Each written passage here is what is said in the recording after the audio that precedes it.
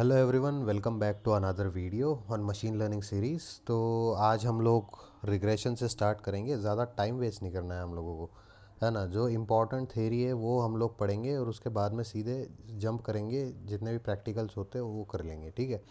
तो lecture 4 that is regression. Regression start करते हैं। हम लोगों ने देख लिया है रिग्रेशन क्या होता है बेसिकली, कि कोई रिलेशनशिप होता है न्यूमरिक वैल्यू का, है ना। मतलब जो आउटपुट होता है वो न्यूमरिक होता है इसके अंदर, ये हम लोगों को पता है। ये सुपरवाइज लर्निंग का टाइप है, ये हम लोगों को पता है।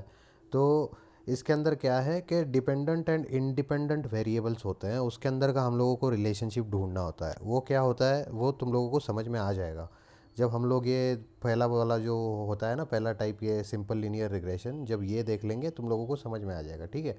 तो इसके कुछ टाइप्स होते हैं रिग्रेशन के। वो कौन से टाइप हैं? देखो भाई, simple linear regression, multiple linear regression, polynomial होता है एक, जिसके अंदर कर्व वाला एक रिलेशन मतलब होता है कि एक कर्व जनरेट होता है, उस कर्व के हिसाब से उसके अंदर हम लोगों को प्रेडिक्शन मॉडल बनाना होता है। उसके बाद में सपोर्ट वेक्टर रिग्रेशन होता है। उसके बाद में decision tree and random forest होता है। ये सारे कौन से हैं, क्या क्या है, आगे आगे वीडियो में हम लोग देखते रहेंगे। ज़्यादा टाइम वेस्ट नहीं करते, स्टार्ट करते हैं पहले टाइप से, सिंपल लीनियर रिग्रेशन से। सिंपल लीनियर रिग्रेशन, नाम में ही लीनियर है। लीनियर मतलब क्या भाई? लाइन है इसके अंदर, लाइन है, कहीं ना कहीं पे लाइन का रिलेशन आता है, तो लाइन का इक्वेशन तो हम लोगों को देखना पड़ेगा।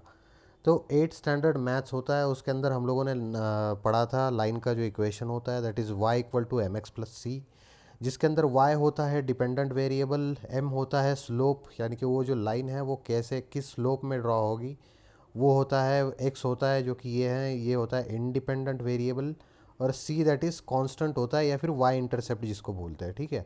तो ये तुम लोगों को भले ही भूल गए हो, लेकिन एग्जाम्पल्स में आगे समझ में आ जाएगा, ठीक है। तो आगे जाते हैं, एग्जाम्पल देखते हैं हम लोग। देखो यहाँ पे एक एग्जांपल लेते हैं कि जैसे एक फार्म है, फार्म के अंदर हम लोगों को पोटैटोज़ की खेती करनी है, आलू लगाना है हम लोगों को। और उसके अंदर हम लोगों को ज़मीन में कुछ खाद डालनी पड़ेगी, मतलब कुछ फर्टिलाइजर्स डालने पड़ेंगे, है ना।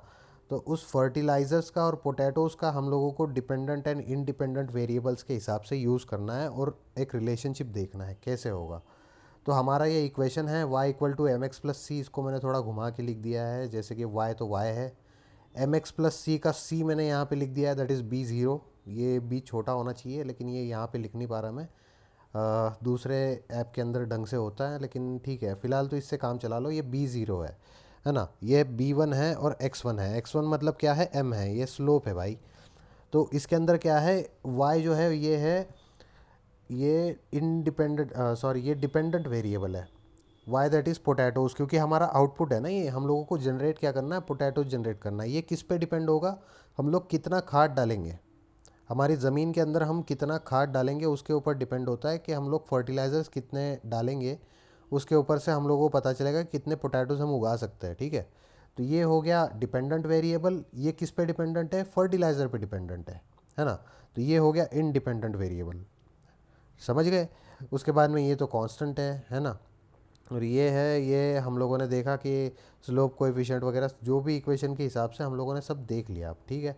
आगे जाते हैं। सपोज़ हम लोगों को 8 टन का प्रॉफिट जनरेट हुआ, हम लोगों ने 8 टन पोटैटोज़ निकाले, है ना। और एक टन के लिए हम लोगों को, उसके लिए हम लोगों को 3 टन पर केजी लगा, है ना। 3 टन पोटैटोज़ निकालने के लिए 1 केजी हम लोगों को लगता है बेसिकली। तो ये हम लोगों का इक्वेशन है। इसको हम लोग यहाँ पे ग्राफिकल रिप्रेजेंटेशन में देख लेते हैं, है ना। तो यहाँ पे क्या है? ये पोटैटोज़ है, लिख लेना चाहिए था मैंने, लेकिन आप समझ लो। यहाँ पे पोटैटोज़ है और यहाँ पे नीचे है फर्टिलाइज़र। तो हम लोगों ने 1 किलो खाद डाला, तो हम लोगों को 3 टन का पोटैटोज़ का प्रॉफिट आ रहा है सपोज़। ऐसे एक्चुअल में होता नहीं है, लेकिन ये एग्जाम्पल के लिए समझ लो कि 1 किलो हम लोगों ने खाद डाली ज़मीन में, तो उसके अंदर से हम लोगों को 3 टन का प्रॉफिट मिल रहा है पोटैटोज़ का, ठीक है। और ये 80 क्या है भाई? हम लोगों को 8 टन से ये था ना, हमारा 8 टन पोटैटोज़ हम लोग टारगेट कर रहे थे। 8 टन का यहाँ से स्टार्ट किया है हम लोगों ने, तो जो इनिशियल पॉइंट है वो है 8 टन, जो कि यहाँ पे लिख रखा है मैंने, ठीक है। तो इससे तुम लोगों को रफ आइडिया आ गया होगा कि मैं कहना क्या चाहता हूँ और रिलेशनशिप हमारा कैसे चल रहा है। इसके अंदर डिपेंडेंट वेरिएबल का रोल क्या है, इंडिपेंडेंट वेरिएबल का रोल क्या है, है ना। तो ये तुम लोगों को बहुत अच्छे से समझ गया होगा। आगे जाते हैं, देखते हैं कि ऑर्डिनरी लीस्ट स्क्वायर्स क्या होता है। ऑर्डिनरी लीस्ट स्क्वायर ये एक कंसेप्ट में रैंडमली लेके आया, तुम लोग सोच रहे होंगे कि क्या होता है भैया ऑर्डिनरी लीस्ट स्क्वायर। तो बेसिकली अब यहाँ पे देखो कि ये जो है ये y equal to m x plus c, ये एक लाइन का इक्वेशन है और हम लोगों को एक लीनियर रिलेशनशिप मिल रहा है कि हम लोग जितना खाद डालेंगे उतना हम लोगों का प्रोडक्शन बढ़ेगा, है ना। तो जितना ज़्यादा खाद डालते जाओगे, जैसे खाद आगे बढ़ते जा रहा है ना, यहाँ से ज़ीरो होगा तो 1 2 3 4 5, जैसे खाद आगे बढ़ता जाएगा वैसे पोटैटोज़ का प्रोडक्शन बढ़ता जाएगा। तो ये लाइन है ना। तो ये लाइन तो ऊपर भी हो सकती है, नीचे भी हो सकती है। हम लोगों ने ऐसा कैसे प्रेडिक्ट कर लिया कि यहाँ से 8 टन से ही ये स्टार्ट होगी, 9 से भी स्टार्ट हो सकती थी, 7 से भी स्टार्ट हो सकती थी। तो ये डिसाइड करने के लिए हम लोगों को एक प्रोसेस होता है जिसको बोलते हैं ऑर्डिनरी लीस्ट स्क्वायर मेथड। तो ये मेथड क्या करता है, इसके अंदर देखो कि which is correct reference model. अब ये क्या है, ये बेसिकली ये सारी लाइंस है ना, ये रेफरेंस मॉडल्स है। तो हम लोग क्या करते हैं, इसके अंदर रेसिड्यू कैलकुलेट करते हैं। रेसिड्यू क्या होता है भाई, रेसिड्यू क्या होता है ये हम देखेंगे। तो बेसिकली तुम लोगों को ये डायग्राम पता चल गई कि इसके अंदर क्या है कि ये लाइन कहीं से भी ड्रॉ हो सकती है ना। ये भी हो सकती है, ये भी हो सकती है, ये भी हो सकती है, या फिर ये भी हो सकती है। तो हम लोगों को इसके अंदर से करेक्ट लाइन प्रेडिक्ट करनी है, करेक्ट लाइन डिसाइड करनी है। उसको क्या बोलते हैं, रेफरेंस मॉडल बोलते हैं।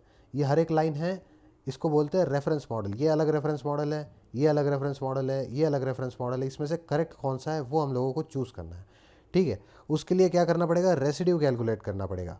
तो रेसिड्यू कैलकुलेट करने के लिए क्या होगा कि देखो ये डेटा पॉइंट्स है इसके अंदर प्लेस करे हुए। तो हम लोग क्या करेंगे, हर एक लाइन के लिए रेसिड्यू कैलकुलेट करेंगे। रेसिड्यू क्या है, बेसिकली लाइन के ऊपर जो वाई आई है, मतलब जो लाइन के ऊपर का पॉइंट है उसको हम लोग पैरेलली काउंट करेंगे। जैसे कि सपोज़ ये एक्चुअल पॉइंट है, वाई है, ये एक्चुअल पॉइंट है, तो वहाँ से एक पैरेलल डिस्टेंस हम लोग कैलकुलेट करेंगे लाइन के ऊपर, एग्जैक्ट लाइन के ऊपर। तो ये जो बीच वाला डिस्टेंस है ना, इसके अंदर का डिफरेंस हम लोगों को कैलकुलेट करना है, इसको बोलते हैं रेसिड्यू, ठीक है, समझ गए।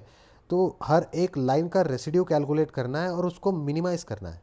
जिसका सबसे कम आएगा, मतलब जो एवरेज लाइन होगी जो सबके बीच में से जाएगी, क्योंकि सिर्फ उसका ही सबसे कम आएगा ना, तो वो हम लोगों को कैलकुलेट करना है।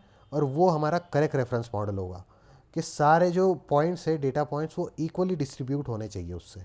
वो कैसे करते हैं भाई, ये देखो, ये हमारा यहाँ पे इक्वेशन मैंने लिख रखा है, y equal to m x plus c, y equal to m x plus c ही बोलूँगा मैं हर बार, तो तुम समझ जाना उसके हिसाब से। तो इसके अंदर b0 b1 इसकी वैल्यूज़ हम लोगों को इस तरह से कैलकुलेट करनी है कि sum of y i minus y i bar उसका स्क्वायर इज़ मिनिमाइज। तो ये क्या है, बेसिकली ये रेसिड्यू है। हम लोगों को ये करेक्ट रेफरेंस मॉडल निकालने के लिए ये फार्मूला यूज़ करना है ना। ये कैसे यूज़ होता है इसके अंदर थोड़ा डिटेल में हम लोग नहीं जाते हैं, क्योंकि वो डिटेल में जाएंगे तो काफ़ी लोग जो है, जो नए नए हैं, वो उसके अंदर थोड़े खो जाएंगे। तो बेसिकली ये कुछ नहीं है भाई, ये एवरेज कैलकुलेट कर रहे हो तुम लोग, है ना। जो लाइन है उसका सेंटर वाला लाइन है, वो तुम लोगों को कैलकुलेट करने के लिए उसका जो डिफरेंस है उसको स्क्वायर करके, मतलब वो कैलकुलेट होता है, ठीक है। सम करना है, यानी कि सारे के सारे पॉइंट्स का तुम लोग को डिफरेंस निकालना है और उसका स्क्वायर निकालना है, ठीक है। तो ये होता है, इससे हम लोगों को एक रेफरेंस मॉडल मिल जाएगा। तो ये होता है रेसिड्यू बेसिकली। तो ये हम लोगों ने जो भी इम्पोर्टेंट पॉइंट्स थे वो सारे देख लिए कि क्या क्या हम लोगों को रिग्रेशन के अंदर इम्पॉर्टेंट चीज़ें हैं जो ध्यान में रखनी चाहिए और ये कैसे काम करेगा। अगले वीडियो से हम लोग क्या करेंगे, अगले वीडियो से हम लोग इसके ऊपर एक्चुअली प्रैक्टिकल्स करना स्टार्ट करेंगे। जैसे जैसे हम लोग आगे बढ़ते जाएंगे वैसे कंसेप्चुअल क्लैरिटी बढ़ती जाएगी कि ये काम कैसे करता है, इसके अंदर एक्चुअल में हो क्या रहा है ना। तो लीनियर रिग्रेशन के लिए हम लोगों ने जो भी इम्पोर्टेंट पॉइंट्स थे वो सारे देख लिए हैं। आगे से हम लोग क्या करेंगे, कुछ सेटअप देखेंगे कि कैसा हम लोगों को सेटअप करवाना है, हमारा डेटा वगैरह कोई कौन सी लाइब्रेरीज इंपोर्ट करनी होती है, उसके बाद में डेटा कैसे लेना है, उसको मतलब उसको क्लीन अप कैसे करना है, प्री प्रोसेसिंग कैसे करना है, उसके बाद में मॉडल वगैरह, ये सारी चीज़ें अगले वीडियोज़ में आएंगी। अगले वीडियोज़ से बेसिकली हम लोग प्रैक्टिकल स्टार्ट करने वाले हैं, ठीक है। So I am really excited for the practical part, क्योंकि ये सारा थेरी पार्ट है, मुझे काफ़ी ज़्यादा बोर भी होता है, तुम लोगों को भी हो रहा होगा, लेकिन ठीक है। जो भी इम्पोर्टेंट है वो तो तुम लोगों को दिखाना ही पड़ेगा मुझे, इसलिए मैंने बेसिक बेसिक जो भी इम्पोर्टेंट चीज़ें होती है वो कवर कर ली। आगे से हम लोग प्रैक्टिकल चीज़ें देखेंगे, ठीक है। मिलते हैं अगले वीडियो में, तब तक के लिए बाय बाय।